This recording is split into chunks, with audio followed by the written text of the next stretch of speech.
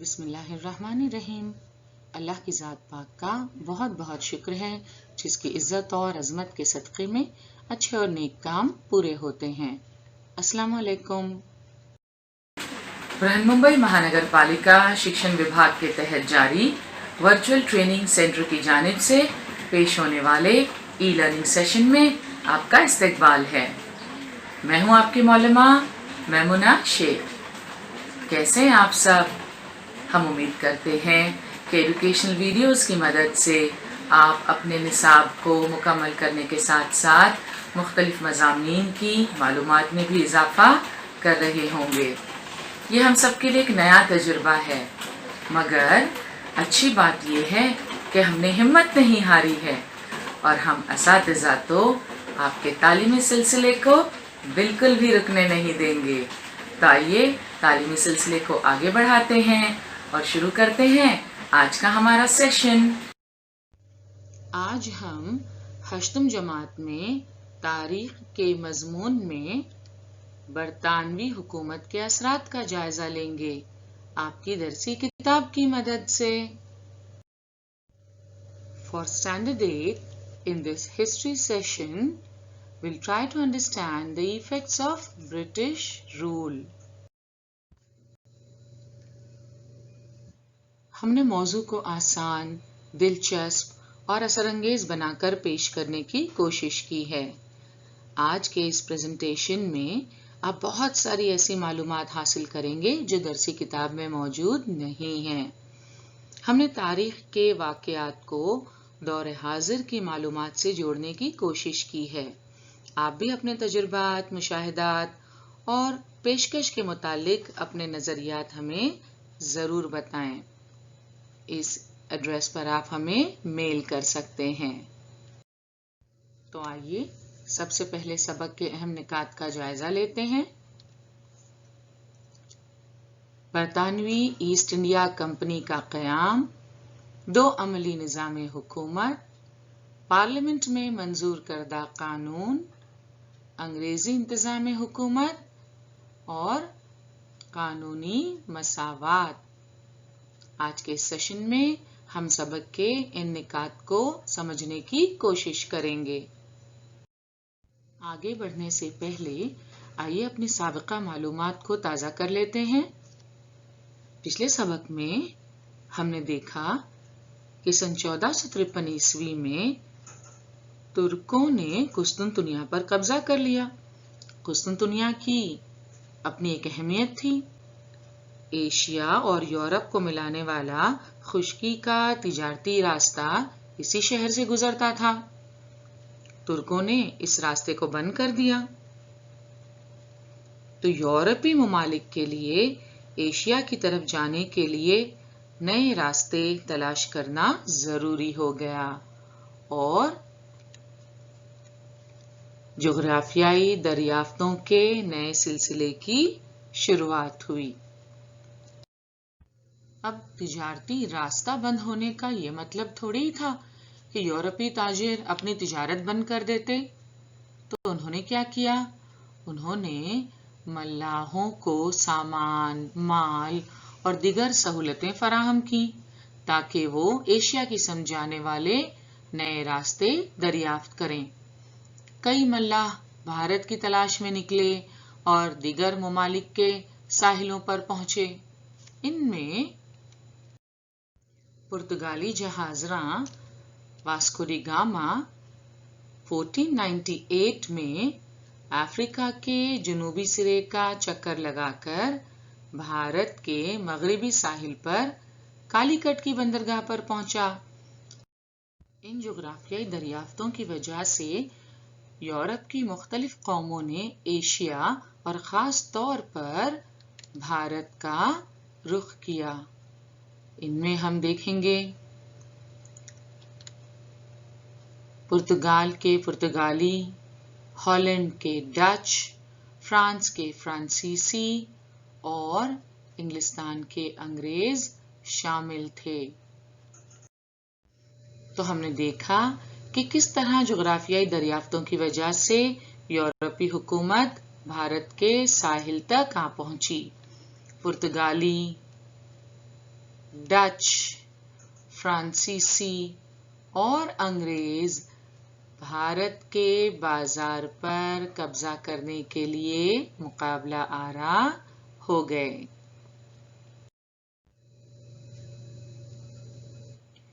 تجارتی سہولت کے لیے پرتگیز، ڈچ، انگریز اور فرانسیسی کمپنیوں نے بھارت میں تجارتی کوٹھیاں بنائیں۔ انگریز جب بھارت میں تجارت کی غرض سے آئے تو ان سے پہلے آنے والے پرتگالیوں نے ان کی سخت مخالفت کی، کیونکہ وہ نہیں چاہتے تھے کہ ان کے علاوہ کوئی اور دوسری یورپی قوم بھارت کے ساتھ تجارت کرے، منافع کمائے۔ لہٰذا پرتگالیوں نے انگریزوں کی سخت مخالفت کی۔ بعد میں ان کے تعلقات دوستانہ ہو گئے اور مخالفت میں کمی آ گئی، لیکن بھارت پر اپنا تسلط قائم کرنے کے لیے انگریزوں کو فرانسیسیوں، ڈچ اور مقامی حکمرانوں کی مخالفت کا سامنا کرنا پڑا۔ انگریزوں نے برطانوی ایسٹ انڈیا کمپنی کے ذریعے بھارت سے تجارت کرنا شروع کیا۔ جان واٹس نامی شخص نے سن 1606 میں برطانوی ایسٹ انڈیا کمپنی کی بنیاد رکھی تھی۔ برطانوی ایسٹ انڈیا کمپنی نے سن 1757 سے سن 1856 کے عرصے میں تقریباً پورے بھارت پر قبضہ کر لیا۔ آئے تو تھے تجارت کرنے، مگر دیکھیں حالات ایسے سازگار ملے کہ یہاں حکومت کرنے لگے۔ اپنے اقتدار کو مستحکم کرنے کے لیے انگریزوں نے یہاں نیا نظام حکومت رائج کیا۔ اس سبق میں ہم اسی کے بارے میں معلومات حاصل کریں گے۔ تو آئیے دیکھتے ہیں بھارت پر برطانوی حکومت کے اثرات۔ انگریزوں کی آمد سے پہلے بھارت ایک نہایت ہی خوشحال ملک کی حیثیت سے مشہور تھا۔ سونے کی چڑیا کہا جاتا تھا، مگر انگریزوں کی آمد کے بعد دھیرے دھیرے بھارت کی دولت انگلستان منتقل ہونے لگی۔ دیہات خود کفیل تھے، زندگی سادہ تھی، گاؤں کی ضرورت کی چیزیں گاؤں میں ہی دستیاب ہو جایا کرتی تھیں۔ انگریزوں کی معاشی اور تجارتی پالیسیوں کی وجہ سے بھارت کی دولت کا رخ انگلستان کی طرف مڑ گیا۔ انگریزوں کی مختلف پالیسیوں کی وجہ سے بھارتیوں کا استحصال شروع ہو گیا اور بھارتی غریب سے غریب تر ہوتے چلے گئے۔ انگریزوں نے بھارت میں 2 عملی نظام حکومت کی شروعات کی۔ یہ 2 عملی نظام حکومت کیا تھا؟ آئیے ذرا جاننے کی کوشش کرتے ہیں۔ 1756 عیسوی میں رابرٹ کلائیو نے بنگال میں 2 عملی نظام حکومت قائم کیا۔ لگان وصول کرنے کا کام کمپنی نے اپنے ذمے رکھا۔ امن و امان اور انتظامی امور کی ذمہ داری بنگال کے نواب کے سپرد کر دی۔ اسی کو 2 عملی نظام حکومت کہتے ہیں۔ اب اس بات کو ذرا سمجھنے کی کوشش کیجئے کہ عوام سے لگان تو انگریز وصول کریں گے اور بنگال کا انتظام، امن و امان کی ذمہ داری انگریزوں نے بنگال کے نواب کے سپرد کر دی۔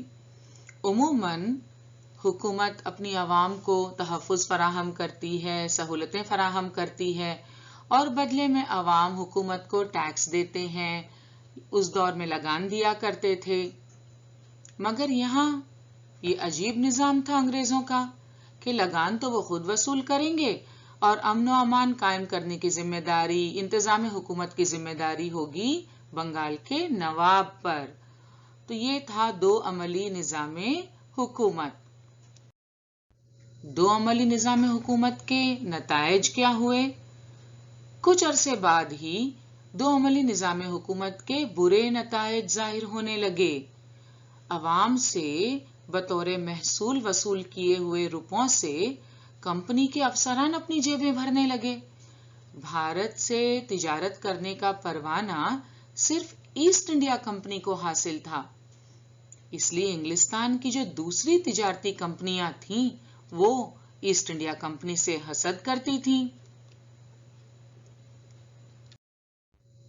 कंपनी के भारत में किए जाने वाले कारोबार पर इंग्लिस्तान में तनकीदें होने लगी, इसलिए इंग्लिस्तान की पार्लियामेंट ने कंपनी के कारोबार पर काबू रखने के लिए चंद अहम कवानीन बनाए। तो आइए देखते हैं वो कौन से कवानीन थे जो इंग्लिस्तान की पार्लियामेंट ने बनाए ताकि भारत में ईस्ट इंडिया कंपनी के कारोबार को काबू में रखा जा सके। इंग्लिस्तान की पार्लियामेंट में मंजूर करदा कवानीन में दो अहम कवानीन थे, रेगुलेटिंग एक्ट और पिट का कानून। आइए सबसे पहले देखते हैं ये रेगुलेटिंग एक्ट क्या था। तो सन 1773 ईस्वी में रेगुलेटिंग एक्ट पास हुआ। रेगुलेटिंग एक्ट की रूह से बंगाल के गवर्नर को गवर्नर जनरल का आला ओहदा दिया गया। इस कानून की रूह से Lord von Hastings governor general बन गया।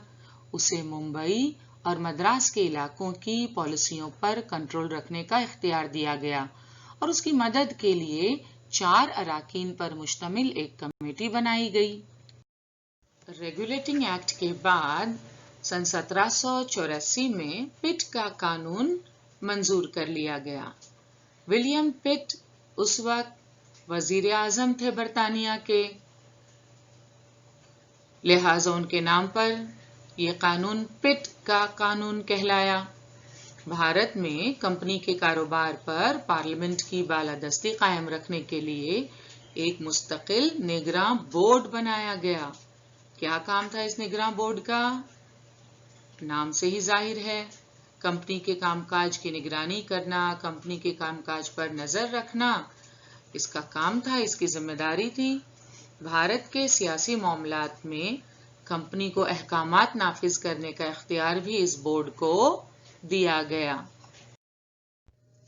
इन दो कवानीन के बाद सन 1813, सन 1833 और सन 1853 ईस्वी में भारत में कंपनी के कारोबार में रद्दोबदल करने के लिए पार्लियामेंट ने कवानीन बनाए। इस तरह भारत में कंपनी की इंतजामिया पर इंग्लिस्तान की हुकूमत का बिलवास्ता कब्जा हो गया। मुख्तलिफ कवानीन की मदद से इंग्लिस्तान की पार्लियामेंट ने भारत में ईस्ट इंडिया कंपनी के कारोबार पर अपनी निगरानी रखना शुरू कर दिया और इस तरह कंपनी के ओहदेदारान के इख्तियारात अपने आप कम होते चले गए। बरतानवी हुकूमत की आमद के साथ ही भारत में नया इंतजाम हुकूमत राइज हुआ। मुल्की नौकरशाही, फौज और पुलिस दस्ता, अदालती निजाम भारत में अंग्रेजी हुकूमत के अहम सुतून थे। तो आइए सबसे पहले हम मुल्की नौकरशाही के बारे में मालूमात हासिल करते हैं। भारत में अंग्रेजों की हुकूमत को मुस्तहकम बनाने के लिए उन्हें नौकरशाही की जरूरत थी, ऐसे काबिल अफसरान जो भारत में इंतजाम हुकूमत में अंग्रेजी हुकूमत की मदद कर सकें। लॉर्ड कॉर्नवालिस ने इस नौकरशाही की तश्कील की। ईस्ट इंडिया कंपनी के अफसरान कुछ दौलत कमाने के लिए अपनी जाती तिजारत किया करते थे। अगर अफसरान तिजारत करें तो कंपनी के कारोबार की देखभाल और निगरानी कौन करेगा? लिहाजा लॉर्ड कॉर्नवालिस ने कंपनी के अफसरान पर पाबंदी आयद कर दी कि वो अपनी जाती तिजारत ना करें, मगर इसके साथ साथ लॉर्ड कॉर्नवालिस ने ان افسران کی تنخواہوں میں بھی اضافہ کر دیا۔ لارڈ کارنوالیس نے انگریزوں کے زیر اقتدار علاقوں کو انتظامی سہولت کی غرض سے ضلعوں میں تقسیم کر دیا۔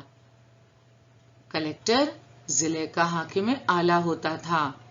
محصول جمع کرنا، انصاف کرنا، ضلع میں امن و امان اور نظم و نسق قائم رکھنا اس کی ذمہ داری تھی۔ ایسے اہم عہدے کے لیے افسران کا تقرر مقابلہ جاتی امتحان یعنی انڈین سول سروس ICS کے ذریعے کیا جانے لگا۔ یہ امتحان لندن میں ہوا کرتا تھا۔ تو انڈین سول سروس کا امتحان کیا صرف انگریز ہی پاس کر سکتے تھے؟ کیا ہندوستانیوں کو اس امتحان میں بیٹھنے کی اجازت نہیں تھی؟ ایسا نہیں تھا۔ کیا آپ جانتے ہیں انڈین سول سروس پاس کرنے والا پہلا ہندوستانی کون تھا؟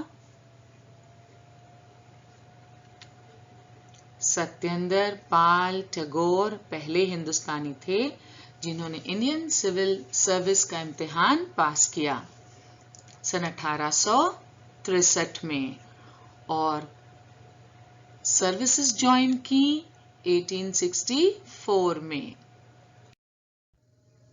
ستیندر پال ٹیگور کے علاوہ نیتا جی سبھاش چندر بوس نے بھی ICS امتحان پاس کیا تھا and he came fourth in that exam. اگر کسی کو انڈین سول سروس کا امتحان پاس کرنا ہوتا تو اسے لندن جانا پڑتا تھا، مگر بعد میں بھارت میں بھی امتحان منعقد ہونے لگے۔ بھارت میں پہلا ICS امتحان سن 1922 میں الہ آباد میں منعقد ہوا۔ الہ آباد کے بعد یہ امتحانات دہلی میں بھی ہونے لگے۔ تو کیا اب بھارت میں ICS کے امتحانات منعقد نہیں ہوتے؟ دراصل سن 1948 میں سردار ولبھ بھائی پٹیل نے ICS کا نام بدل کر IAS یعنی انڈین ایڈمنسٹریٹو سروسز کر دیا تھا اور یہ امتحانات منعقد ہوتے ہیں۔ اور آئیے اب آپ کو ملواتے ہیں ینگسٹ IAS آفیسر سے، انصار احمد شیخ، the son of a rickshaw driver from Shelgaon village in Maharashtra's Jalna. He cleared the UPSC CSC in 2016. اور جب انہوں نے یہ امتحان پاس کیا اس وقت وہ 21 سال کے تھے۔ So Ansar is the youngest IAS officer till date. اور فی الحال وہ کام کر رہے ہیں گورنمنٹ آف ویسٹ بنگال میں۔ He is currently serving as the officer on special duty at the Department of MSME, Micro, Small and Medium Enterprises and Textiles, Government of West Bengal. تو انصار احمد شیخ ایک مثال ہے کہ اگر آپ محنت اور لگن سے کام کریں تو کامیابی یقیناً آپ کے قدم چومتی ہے۔ ملکی نوکر شاہی کے بعد آئیے بھارت میں انگریزی فوج اور پولیس دستے کے کام کاج کے بارے میں معلومات حاصل کرتے ہیں۔ بھارت میں انگریزوں کے زیر اقتدار علاقوں کی حفاظت کرنا، نئے علاقوں پر قبضہ کرنا فوج کی ذمہ داری تھی، اور پولیس کے ذمہ کیا کام تھا؟ ملک میں قانون اور نظم و نسق قائم رکھنا محکمہ پولیس کے ذمہ تھا۔ آئیے بھارت میں انگریزی حکومت کے تیسرے ستون یعنی عدالتی نظام کے بارے میں معلومات حاصل کریں۔ انگریزوں نے انگلستان کے عدالتی نظام کی طرز پر بھارت میں نیا عدالتی نظام قائم کیا۔ اب انگریزوں کی آمد سے قبل بھارت میں مختلف ریاستیں تھیں جہاں الگ الگ نواب اور راجاؤں کی حکومت تھی. ان کے اپنے انصاف کے طریقے ہوا کرتے تھے، مگر انگریزوں نے تو باقاعدہ یہاں پر ایک عدالتی نظام قائم کیا.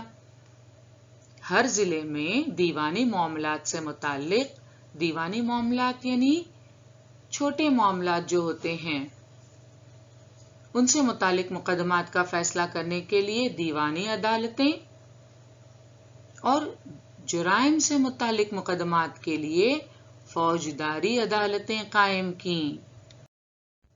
ان کے فیصلوں پر نظر ثانی کرنے کے لیے عدالت عالیہ یعنی ہائی کورٹ قائم کی. یہ دیکھ سکتے ہیں آپ ممبئی میں کورٹ آف اسمال کازز، نچلی عدالت. یہ اس وقت کی بامبے ہائی کورٹ کی تصویر اور ہائی کورٹ آف بامبے کی موجودہ تصویر. اگر آپ فورٹ کے علاقے میں جائیں تو آپ کو یہ شاندار عمارت نظر آئے گی. تو یہ نیا عدالتی نظام انگریزوں کا قائم کردہ تھا، جس میں چھوٹے موٹے معاملات کے لیے دیوانی عدالتیں، جرائم کے لیے عدالت عالیہ یعنی ہائی کورٹ. اور یہ تصویر آپ دیکھ رہے ہیں، یہ ہے سپریم کورٹ آف انڈیا.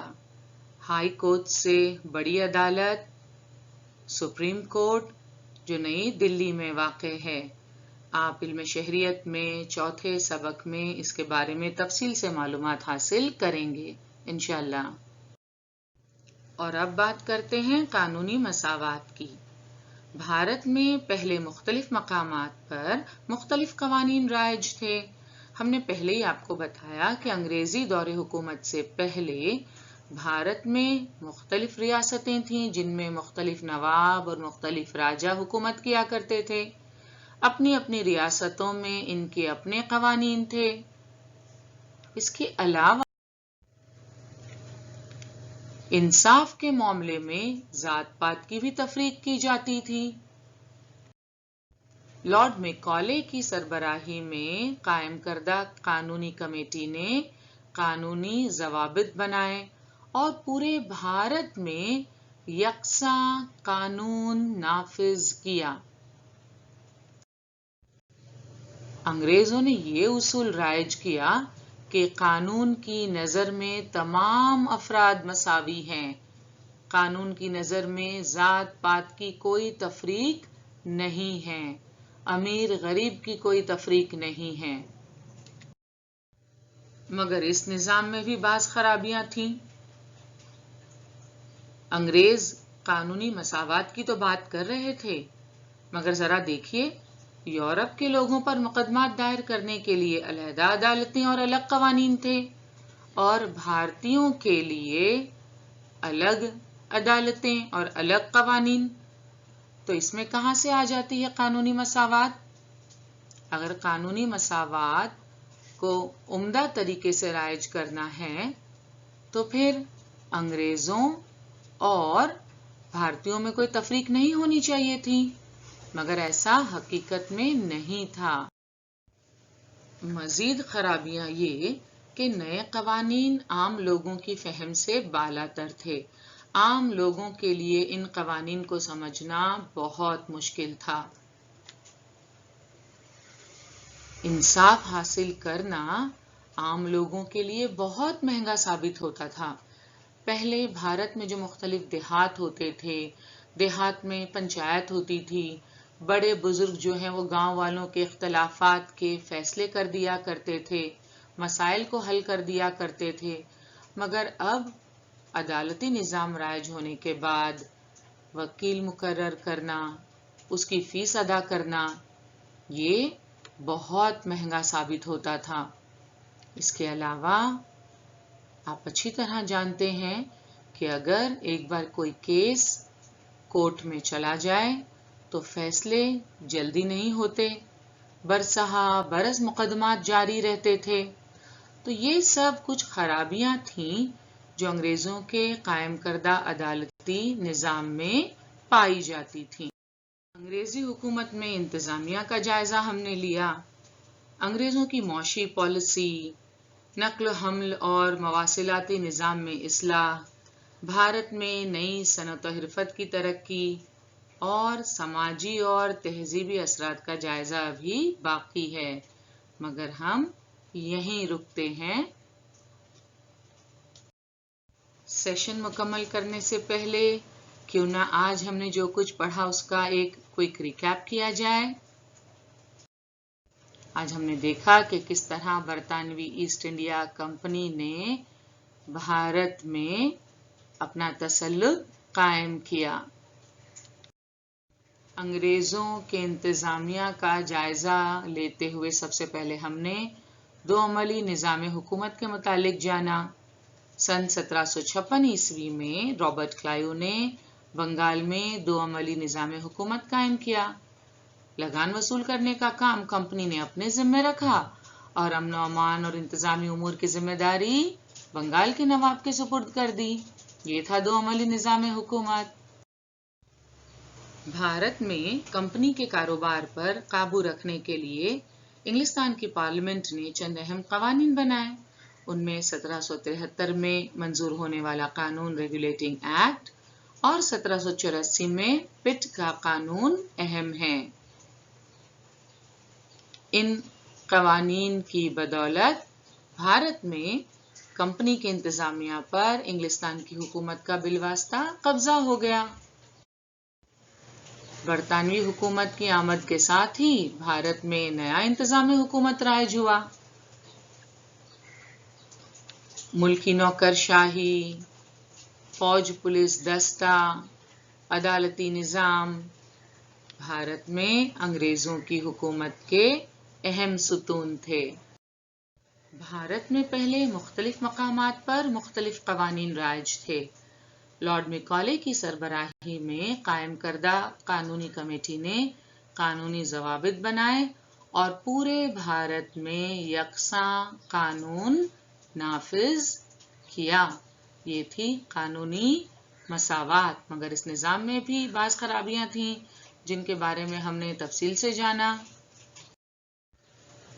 تو آج ہمارا یہ سیشن یہاں ختم ہوتا ہے، مگر جانے سے پہلے اٹس ایکٹیویٹی ٹائم۔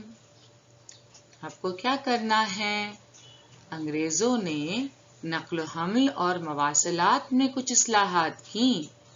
آپ کو ان کی معلومات تصویروں کے ساتھ حاصل کرنی ہے، اور آپ چاہیں تو ہمیں یہ معلومات اس ایڈریس پر ای میل کر سکتے ہیں۔ Is it okay? Good. آج کا ہمارا سیشن یہیں مکمل ہوا۔ انشاءاللہ اگلے سیشن میں ضرور ملیں گے۔ السلام علیکم۔